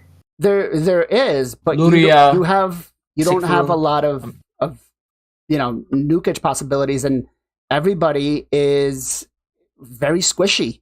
Very, very squishy. I'm trying to build a Jingle Hunter for the nuke. A Jingle Hunter, holy shit. Maybe smacking.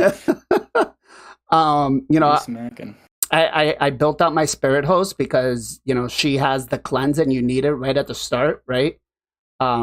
Because if you don't, then these guys over here will smash you right in, and the Samson right there will take you right out. So you do need the cleanse, especially because of Uko. But, Leo is the problem. You cannot assist him.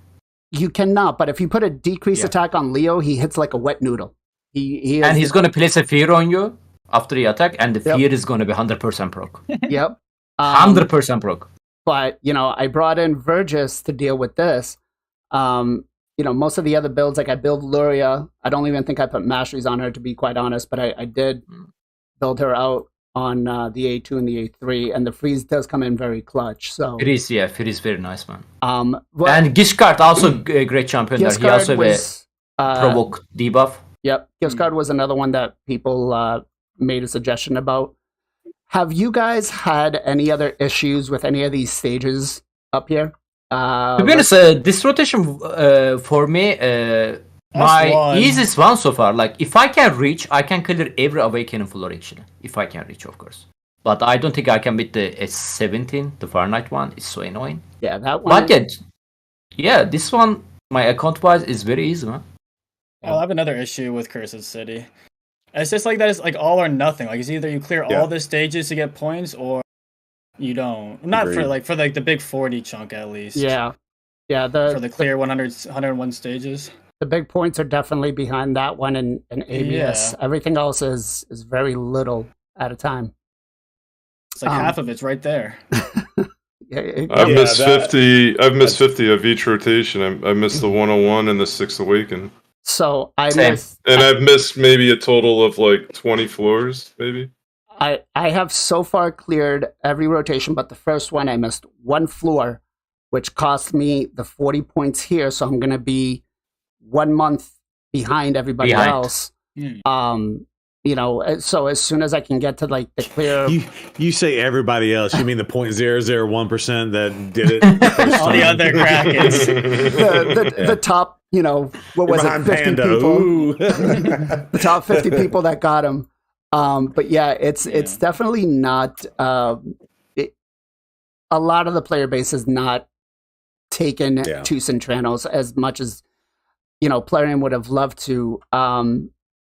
Now, well, if I could just throw something in here, and this was my fear originally. Like, I was really hoping Curse City was going to bring something new. Yeah, okay, you can take pass, you can pick what you want, what you don't want. But this is basically secret rooms in Doom Tower, man. And who does secret rooms after you're finished with it? Like, nobody. Exactly.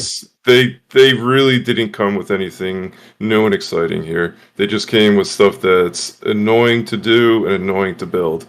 I'm glad. I hope you guys, the people that like it. I mean, I'm not trying to be the total downer here, but that's just my personal opinion, man. I feel like it's like you're building champs you're going to use once, you're going to spend a ton of silver doing it, or you're building them in stun sets and hoping for RNG. Like, to me, it's not really fun. So here's the one thing I'm sorry for the cut-in. The one thing I'm really grateful, Gestal, we don't have to farm in there. Like, imagine, can you imagine we are farming amusement? That will be like. I'm not mad about it. I'm just like, this was my fear when I first heard about it. I was like, nice new content, awesome. Hopefully, it's like innovative to the game. They're coming out with something like really cool and new, and it's not. That it was just disappointment. Yeah, I think the real problem is like for the most of the special low spender or the free to plays. Like, you don't might to build a champion, right, for the stages, right? Mm-hmm. There is a 5 rotation, man. Which one you are going to focus? I cannot build champion for each rotation. Well, the good part is a lot of the rotations or a lot of the champions, because speaking as somebody that's, cleared 99% of it, you're finding yourself using a lot of the same champions. Like, I built my Grohawk, and I've probably used my Grohawk every single rotation. Same thing with who was the other one? My Siege Hulk. I've probably used them almost every single rotation. So I do see the options of having a lot of these champions reused. And so what I've done is I've built them budget builds with no books, just masteries. And then I kind of want to see what I'm actually going to keep using to put the investment in. But I feel like, to Ken's point here, it's definitely going to be, who to build and what to actually keep over the long term. And so I've been just sitting on this comment ever since PJ started talking, but like Cursed City for me, again, 2 years into the game now. So it does give a meaning and a purpose to champions you would never ever build. Right. So that is a blessing from that perspective. However, it's so annoying, to Gestal's point, of how they implemented it, especially like swapping out the gear and all that stuff, to the point where over 50% of the points are behind the completionist, which again is fine. But like, I've got so many champions that I'm building out right now currently that would have always been a vault. And again, give meaning to the Doom Tower champions who would have just stayed vaulted, most of them, right? So that part is fun and exciting for me. It's like, I finally have a use for this whatever champion, versus using the handful of ones that are just OP and whatnot. But on the flip side, it's just gotten to the point where it's annoying. If you don't do it all, it's like, okay, why bother? In fact, I didn't even do Amius on hard this last time. I was like, screw it. That's 25 points. Like, what's an extra like half month for me this rotation or whatever? So yeah, poorly implemented. Although I think the restrictions were needed to kind of make use of all the champions in the game, or attempt to do that, but again, poorly executed. Yeah, and I do like the fact that you can do like even masteries or whatever, and not book some of them too, and still get the use out of them, which is kind of nice, because they don't. Lord knows they don't give us enough books, and you only really want to book the super OP ones, but.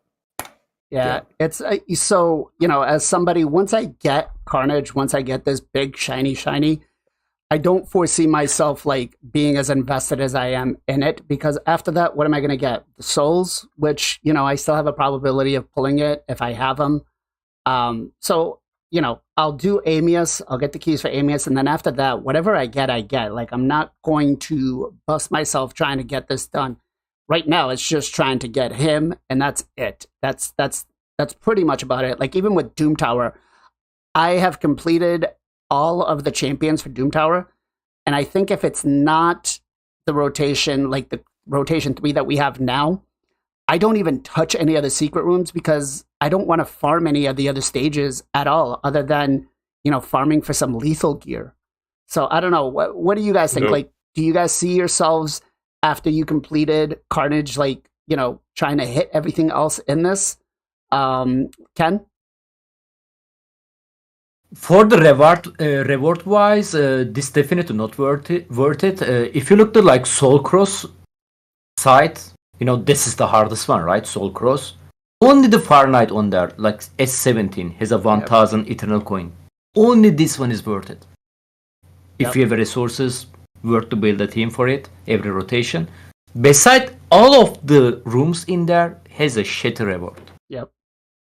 Yeah, like personally, if I can kill the boss on every rotation, which is I can get the mythical champion with that, just gonna take like a little bit more time. But I don't think mythical champion gonna be super broken, by the way. Like, we already have Taras Maricha. Like, it's easy to kill this mythical champion. It's an attack-based champion. The thing is, you cannot kill Taras that easily, so I don't think this mythical gonna be that broken. Obviously, if you don't have an egg-red, if you have an egg-red, but still, for a reward-wise, it's definitely not worth it, man. Clearing every one of them, especially after you got the champion. Right. Yep, no. So, Gestal, how many candles do you have? Because I'm looking at yours, 265 BLAZIN, and you've done all but the one you said. Yep. And you're still currently working through it, but I'm at 125. I think I've done.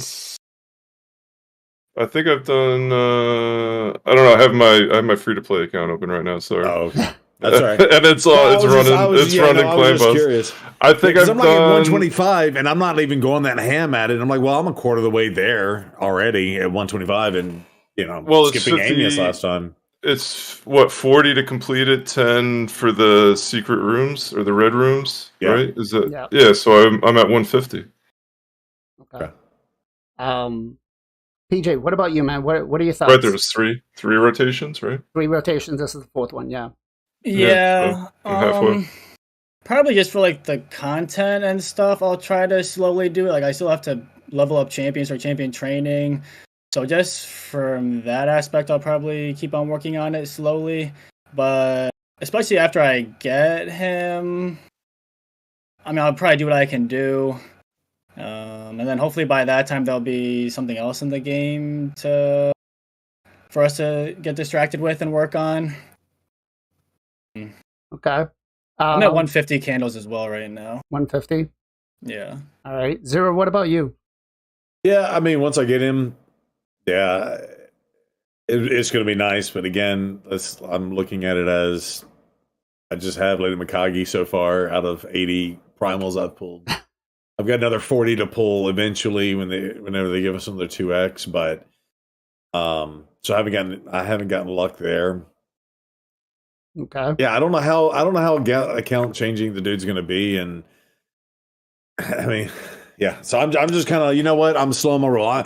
I'm treating it like a marathon and not trying to sprint to the finish line, I guess is the best way. So I'm not even looking forward to getting him, and when I get him, and you know, I'm trying to take advantage of leveling up the champions. Like I said, we've had the PJ just said 1,001 different champ training events, so. It does synergize from that perspective, but yeah, I got 0 brews. I'm burnt out from the damn champ trainings too. So, okay, Gestal, what about you? What's the original question again? I'm sorry. Do you see yourself farming or doing any of Centranos after you get Carnage? Nah. I mean, it's like I said before, it's exactly the same as secret rooms to me, like you said. Yeah, it's a secret room. I'll probably try to finish off the easy stuff every rotation. But I'm be perfectly honest, I would love to get to the point where I got to in Doom Tower, where I had just everything on farm and it didn't matter. Like I had all my teams built. Now, granted, this is way bigger. Right. But I would clear everything in Doom Tower each month until I got all the champs, and then after that I've obviously stopped. But I'd like to get to that point, but I don't think I will. I don't think I have the gear. I don't think I'm close to the gear to be able to gear out all these champs and hang on to it. So I'd like to do that, but that's probably years out. Yeah, I've been trying to focus that myself because every rotation's probably cost me about 80 million silver. And it's definitely hectic on the account. Like I can't tell you when it comes to Saturday night and I'm ready to have the account being pushed for Plat Arena. Like I got to go through and make sure that all my teams are done because like I just pull so much gear off of everybody, and I'm like, looking at it like my Artak's naked and I don't remember who I put his gear on. Right. Yeah, that's exactly it. That's where I got so frustrated because I'd go to run something else. I'm like, oh my god, I took his shoes off and I just wasted 300 energy or something on runs. I spent yesterday, and I did it by mistake because I pulled some gear off of Geo, and I forgot that I had pulled anything on it, and I just clicked RSL Helper, and I have it. Because I farm so much, I don't stop it if it gets like more than 3 losses. Because if I'm doing like 300 runs, then the 3% is more than the 3, and it's like sometimes you get RNG'd. So I turn that off, come back, 350 energy is wasted because I had taken the gear off. So it's like, oh shit. You know what is the most annoying part about regearing your champion? Is the regearing your champion. Yes. Like I really don't care about the silver. We can farm the silver, right? Campaigns, either we can fix that somehow. But man, like, just make a wardrobe system or stuff like that. The other, just save the preset, right? Okay, this is Artak gear. Okay, I'll give it Artak gear to some stupid epic champion for the room, right? Then with one button, take it back. Even it goes to silver. Like, man, I really. But as a job, I'm also doing the takeover, right? I'm building lots of champion. Man, like I don't want to build another champion anymore. Like, I don't want to build it, man. I really don't, man. It's the one thing I dread doing is building champions, and because like on my account, I have so many over here. So just 6 stars alone right now, I'm currently sitting at, what is it? I'm at 405 6-star champions. That's right? crazy. And a lot of these are being used in Centranos, and I have to rebuild them, take the gear off, put it back on. It's just insane. It's just insane. Like, and you cannot give them inventory gear, right? Because you need to give them like your arena champion gear. This is how hard some floors. Like you can't without it. Yeah. And that's the worst part about it. Like, you know, it's not like faction war gear, guys. So they need a strong gear. Yeah, they you know, sorry, Zero. No, you're good. I just think, and now I know why I feel the way I feel about all of this is they implemented this, and they have not taken away enough time in other areas of the game. Yeah, they gave us a clan boss way back when, and yeah, they just magically gave us 2x dungeons. But like, if you don't need to farm the dungeon for an event or the silver or whatever, like that's not really saving you any time from your day-to-day stuff. With Live Arena taking as long as it damn well takes, if you're running all 10 of your tokens and not doing anything extra, and now you've got Centranos, and once you get to the harder stages. But that's one of the reasons why I'm like, screw it, I'm not doing it, because of everything y'all just said. I don't want to go through re-gearing champ. Like, I don't have an extra 4 hours a day to get through, stage 6 S17. I just don't.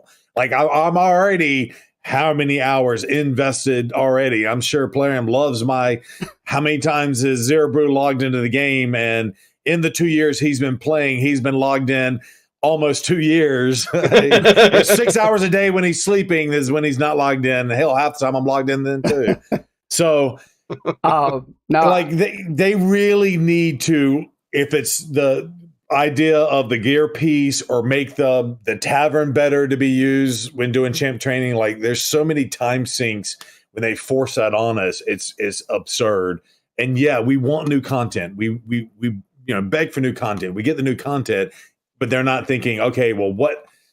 And I'm a completionist, right? So I feel bad if I don't do my live token things. I'm like, oh, well, I'm just falling behind in Great Hall or whatever. Yep. Like, that's that FOMO thing that they are great at doing, but it's like they need to really consider, before giving us anything else new, either refining stuff to make it faster to do. Even the gear. Can you just go to the Forge Pass? Like, I'm gonna do a video on this, and maybe one of y'all want to get in there and let's just go through our top 5. But no, not this Forge. I'm sorry, the actual Forge. Like, you have the ability to build 10 pieces of gear, right?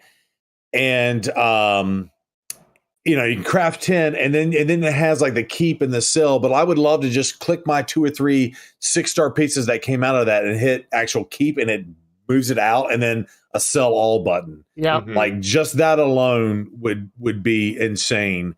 Unfortunately, when you click keep, it just keeps it there. So I'm imagining that's probably a lot harder for them to implement than not. But like, I don't want to spend 3 hours in the Forge just to get some silver out of it and use my stuff. And I just cap out on all that. So I'm sorry I went on a rant, but I think Plarium, if you're listening, please, time sync it right now is chicken butt. Come on. No, there's definitely a lot of, and I actually encourage the community to reach out to all you guys about quality of life improvements that we want in the game, because I do want to start, maybe putting a segment in every week about a quality of life improvement that Plarium should be watching and listening to, because I feel if we don't talk about it and we just let it slide, it's just going to go under the water. They'll get to it eventually, hopefully, because I know at least for the official creators, they have to watch our content to make sure we're not breaking the TOS. So maybe if we just keep being repetitive and talking about the same thing over to them, they might just listen. And actually talking about that, I've got a suggestion from one of the community members, Fabulous One, who says, what if these mystery shards dropped epic champions? Thoughts on this? my first question. Second question is going to be, how many would be fair to use? Because there's some accounts I've seen that have like 19 or 20,000 plus. There's one account actually I saw that had 50,000 of them, and I was like, holy shit, what are you doing? But you're never going to pull them. So maybe we get some sort of conversion rate, or maybe you give us an incentive to use them other than being miserable and pulling them for fusions. But let's go Ken first. What are your thoughts? I mean, like, even it's like stupidly very low numbers. I would love to see Epic Champion there, or even the Legendary Champion, 0.0000069%, like, I would like to see like somebody open and post on the Reddit, hey guys, look, I got a Legendary from Mystery Shard, that would be actually nice. I think even a 0.5% chance would be good, because you'd still have to pull at least, like 200? Epic Champion for Epic Champion. Well, I think, 0.5, so you have to pull 200 mystery shards at least to get an Epic Champion. I think that would be good. For a Legendary, I mean, we're talking, I don't know how many zeros we can fit on the screen here, but I don't think Plarium is going to do that. Yeah. By the way, about the account you saw with the 50,000, you said? Yeah. Mr. Shard? He's not opening that because he need to fit this champion. And to fit this champion, you need to click each of them 6 times, then you need to click each of them 6 times again, and 6 times again on the tavern, which is so outdated. And so that's why. A lot of you guys just watched me. I went into the tavern and I just purchased that mystery shard right there. Not even thinking, because I'm just like, I've also been trained mentally to get them. But, I think that we need to start doing something with this, and we need to start pushing this, because it is a great resource, and a lot of us are just sitting, stacking them, and we're not using them. But I love them. I love Mystery Shard. That's the reason why I'm not farming Nightmare campaign, because you cannot get them there. Very true. They can be lifesaver, man, on the shard pool event. Yep. Like some friends, like what is the Michinaigu, right? Yep. They was asking 10,000 point. Bro, some of my clanmates actually opened 10,000 Mystery Shard for it. Yeah. and Korean right here says, I have half of a Michinaki right there. He's right. Yeah. He's right. Yeah. But the thing is they've made it very difficult for us to even use these. I remember when CVC first came out, they were selling these, like, what was it, like 20,000 or something like that? You could buy the packs of Mystery Shards. I've never seen that for as long as I played Raid, that you could purchase Mystery Shards, but they were actually selling them for... I think they was giving more point for the CVC. Yeah, they were giving more points for CVC back then, and they were doing... that was when Epic rare champions, not rare, uncommons and commons were actually worth something to book rather than the 250 or the 50 points that they are now. But I think, some sort of way. But Gestal, take it over, man. Yeah, I think Epic would certainly be very helpful for like early game accounts, mid game accounts, to get the ball rolling a little bit, get a chance at getting an Epic on them. I think that'd be totally cool. I think late game, it'd just be kind of like, hey, I got an Epic, cool, But to Kenpachi's point, I've been farming Nightmare for a while now. I was at 25,000 mysteries for like forever. And then I started farming Nightmare. Then the Mishinaki event came out, and out of spite, I pulled 10,000 of them just because I wanted to. I was like, what am I going to do with 25,000 of these? Right. Speaking of time sinks. it was exhausting. But I did it, whatever. And then I've still been farming Nightmare, and I've been sitting at around 10,000. I barely use them, honestly. I use them I don't even have room for food. I don't even have room for food these days, so I can't really pull them. I've just been sitting there. I find that issue myself. I'm looking at my storage and what I have. Yeah. And I'm finding... Until 6-star. Yeah. Yeah, right. Yeah, like actually fact, you can't... Scratch doing that. He mentioned on the content creator chat. Oh. Yeah, time to eat 6-star. All right. Zero, what about you, man? What do you think? Yeah, just this game. Time sinks. And here's the stupidest thing of it all. It's the only relevancy to the market. Other than the 5 ancients they give you once a month, the market is only green shards. And I'm sitting on 11,396. Now, Champion Chase, I'm skipping these 25 points, but now I'm looking at it going, I'm only 800 of these stupid things away from going and grabbing that thing. And at least that can be converted to a chest because I'm out of chest on what's from a doodle. And that's my ADHD brain bouncing to 3 different areas of the game for you. So good luck following that. I was right there with you, buddy. You want mod. You wanted the extra frags for mod. Yeah, the extra frags for mod, right? So just please play them. Like we're due for a market integration, or we're due for some things to make this a little bit easier. Like pulling 10,000 shards. I mean, in reality, that's what 4 or 5 hours worth of wrist pain. Essentially, you're gonna need carpal tunnel doing it. Blue stacks and make a macro. Make a macro. That's how I do. That's how I do it when I do it. It completely sucks. I will say anybody watching this, because I had people in my chat before realize this. So if you go to pull 10, you can hit the escape key on your keyboard and it backs out really quickly. So that you can just click escape, click escape, click escape. So that does speed up the pulling process. You could just click the 10. Yeah. And then hit escape on your keyboard. Yeah, but you just hit escape on your keyboard and you bounce out. Also, guys, buy the chip It's a little bit mouse. faster. Yeah, it's a little faster. Buy the chip mouse because you are gonna be click a lot. I actually have a secondary mouse. It's a cheaper. I'm using that during the gear cleans and the opening the shard, mystery shard. Oh man, but my mouse expensive, bro. I cannot risk it. There's a life span. It's a good idea. It's a good idea, brother. It's or at least Pleria, come on, give us a way to just sell all of them once we summon them or something. But let's make. Yeah, and I'm sorry I didn't even answer your original question. Yeah, Epic potentially in there, but I you know what? If they never gave us an Epic out of that, I would settle for an easier way to deal with them. Okay. Right. Okay. Seriously. Over and over an Epic. I mean, that's how bad it is. Like, please. Just a quick question. How many of you guys have carpal tunnel from clicking too much? Coming along. I think I'm good. PJ, what are your thoughts, man? Yeah, so as far as like the epic and the mystery shards, so like if you have 50,000 mystery shards, pulling an epic is not going to really do anything for you. Like Gestal said, you got an epic or whatever.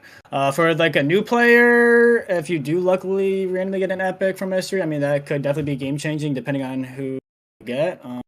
It wouldn't be a bad thing. It'd probably be pretty low rates because epics are really strong in this game depending on what epic you get.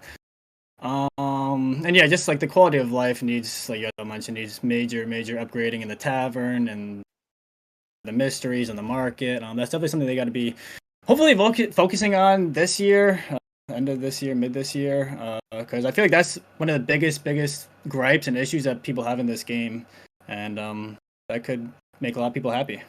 Great. I've been dabbling a little bit in Watcher Realms, and I can say that the quality of life there is so much better than Raid. And if I hadn't invested almost 4.5, 5 years in Raid, might have picked up a different game instead. But and like another thing, Raid loves stealing things from other games. So like just take it from them and just put it in. Like it's like they already have it there for you. Like they have the system. Just put it in the game. For real. But yeah, I will say that the quality of life we definitely need to have. All right. Let's do some shout outs, guys. Let's do some shout outs. Let's start with, you know what? PJ is going to go first since he's the newest one.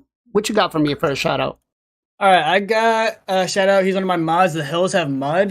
He started watching me a long time ago before I started playing Raid with the Rogue Company, and he stuck with me through Raid. He doesn't play Raid at all, but he still comes to my streams and still is awesome and still. It's funny. He jokes about Raid sometimes. Like he gets like the sense of humor, and he learns a few things here and there. But I appreciate him always showing up no matter what I play and sticking with me. All right. Community shout out. Love it. Gestal, what you got for a shout out, brother? Yeah, I was gonna do a community shout out too, man. PJ, you come here stealing my thunder, brother. Sorry. But I'm about to hit my first 2-year sub on Twitch. It'll be in like 2 or 3 weeks. My man Leoty the Minion. Nice. Leoty's been in my clan, and pretty much was my first follow, my first sub. He comes in every night, says what up. He's super busy. He's got a family. Travels all the time for work, but he always makes a point to come by. So huge shout out to Leoty, an awesome dude, man. Awesome. Love it. Zero.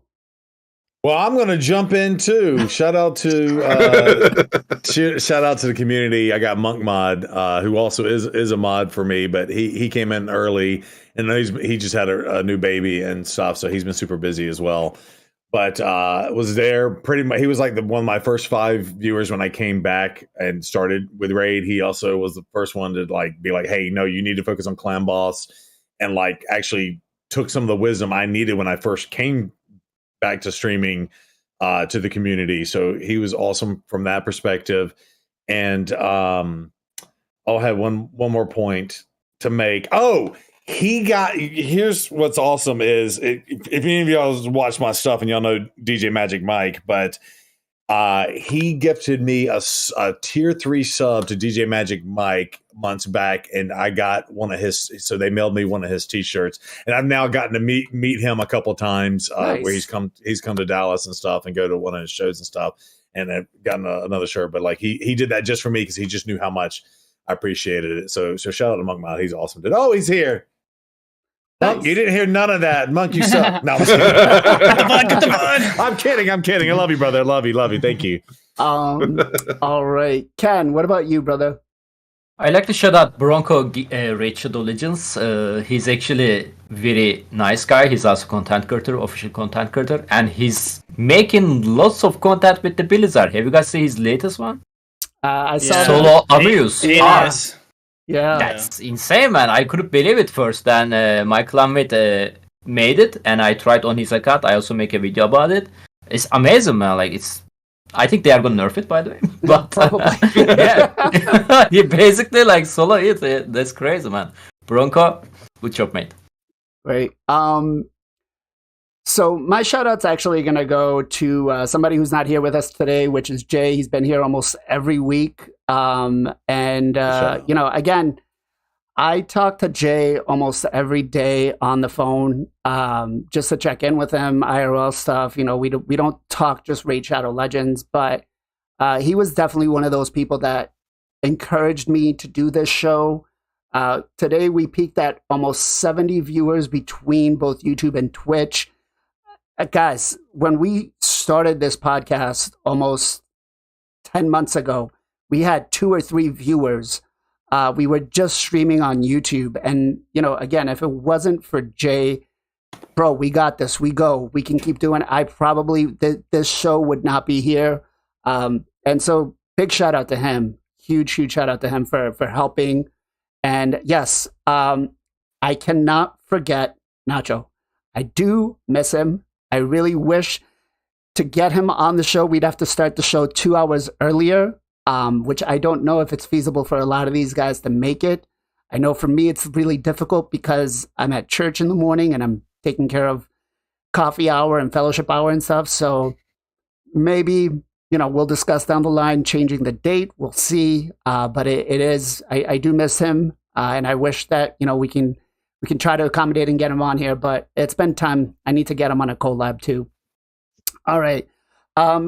So we've got a very big, exciting week next week. We actually didn't even get to talk about all the summoning events that are coming tomorrow because kind of running out of time here. But what are your plans for next week, Gestal?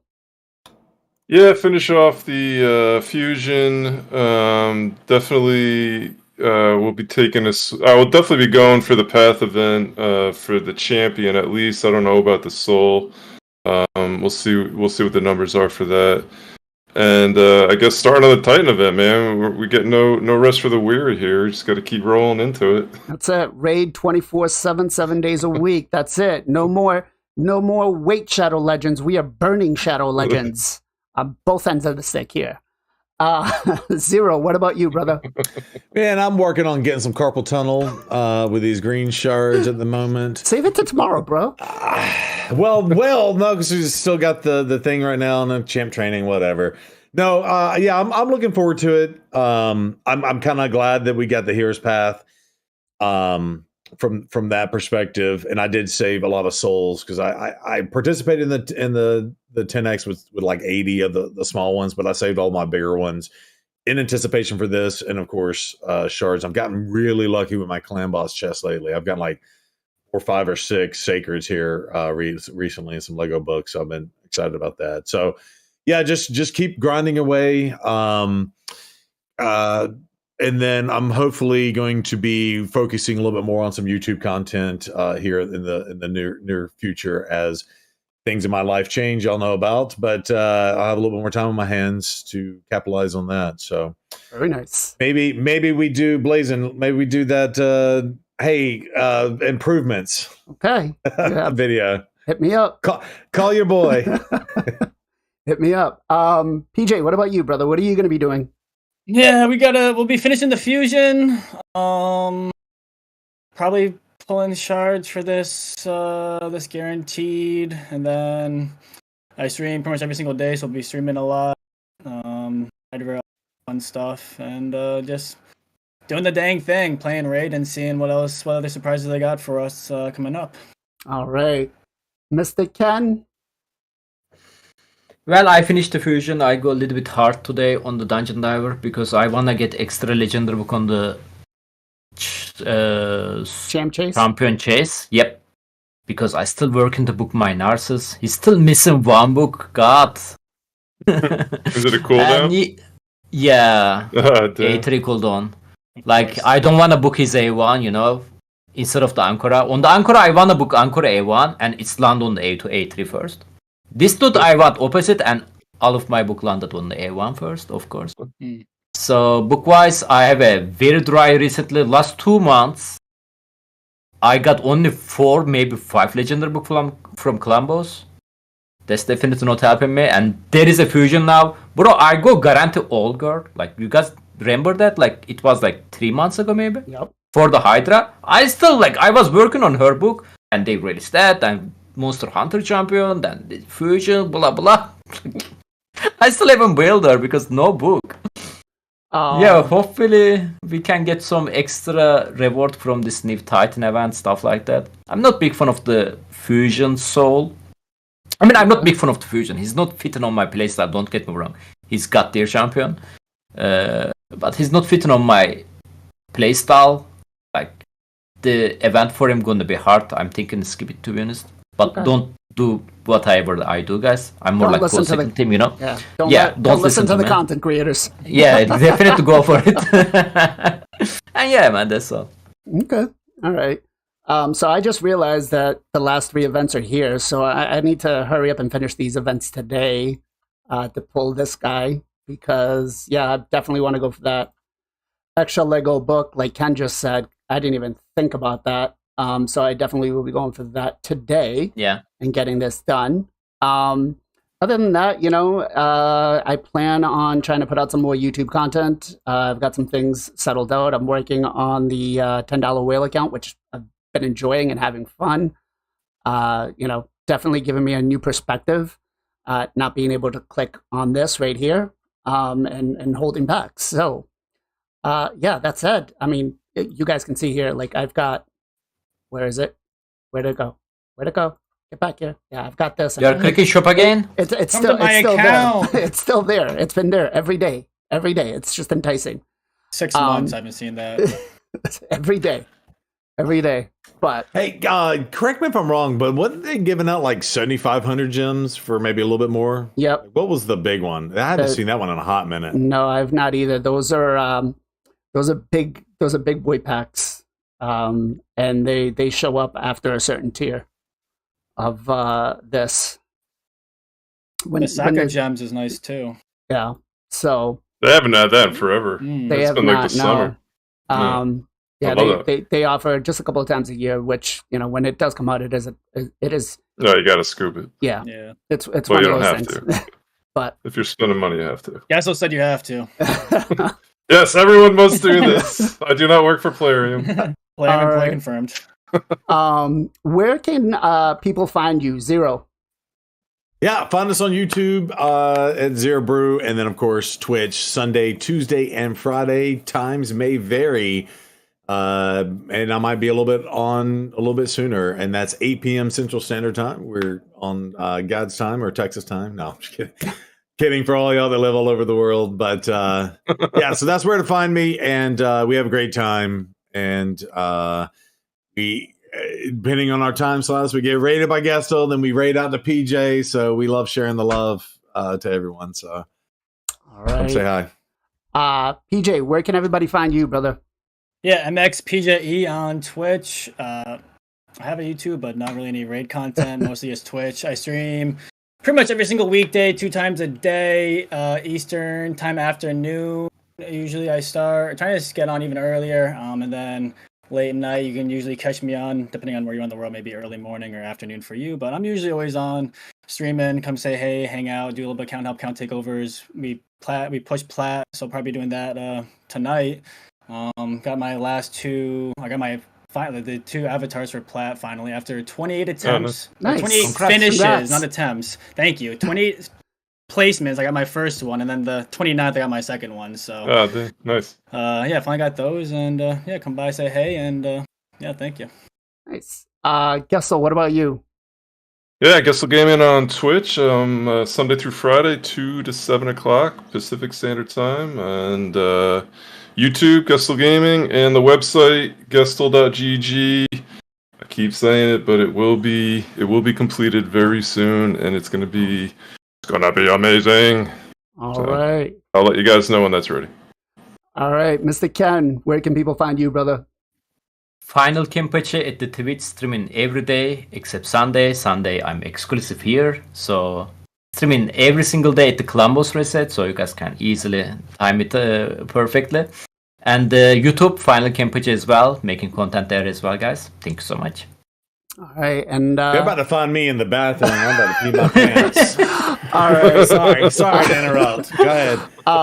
Where are they gonna find you, Blazin?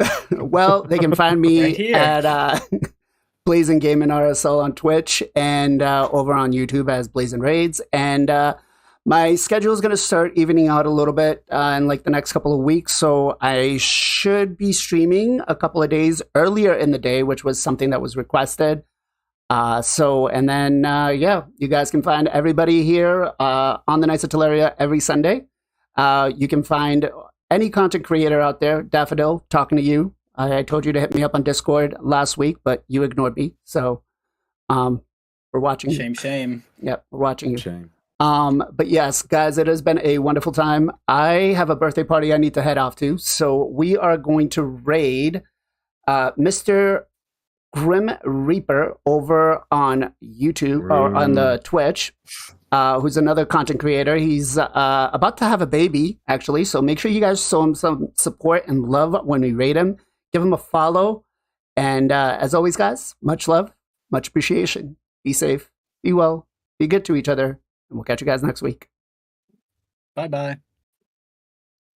3, 2, 1.